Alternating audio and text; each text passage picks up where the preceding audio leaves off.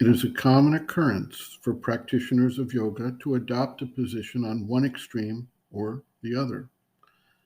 Either they get fixated on dealing with weaknesses, failures, and attacks by forces inimical to their yogic progress, or else they take the position that there is no reality to these forces and they need not worry about them at all if they focus on their spiritual sadhana. The reality is somewhere in between, as every human being has the capability of tuning to the vibration of either divine or undivine forces and powers, and at various times and under various circumstances. They may find themselves responding to or being overwhelmed by forces that they ordinarily do not want to accept. It is interesting to note that in mass psychology, there is a phenomenon that even people who are ordinarily not violent or extreme in their views or their temperament may frequently succumb to the energy of the mob and do things they look back on with regret.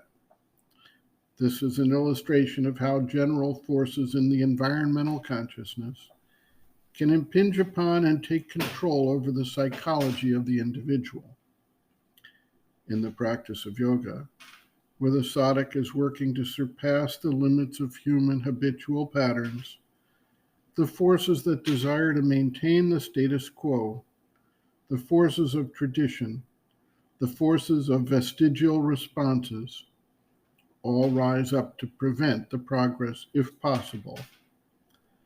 There is a period which can seem long and hard, during which the sadhak has to continually refocus and tune towards the higher light and the higher peace, and away from the demands of the vital desire nature. And there can be an oscillation between the two until the process is set and the higher energies are firmly in control. Sri Aurobindo notes, quote, about the attacks and the action of the cosmic forces.